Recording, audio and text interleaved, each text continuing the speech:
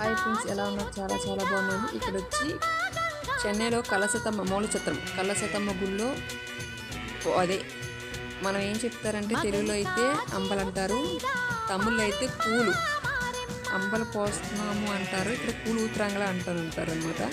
ప్రతి ఒక్కరు కూడా ఇక్కడ వచ్చి ఆ అమ్మవారి అంబలు పట్టుకెళ్ళడానికి అంత లైన్ చూడండి ఎలా ఉందో, మీరే చూడండి ఎంత జనం. అలాగే మధ్యాహ్నం కూడా భోజనం కూడా పెడతారు, అన్న సందర్భం అక్కడ కూడా జనం ఎక్కువ ఉంటారు. అది కూడా నేను వీడియో తీసి పెడతాను.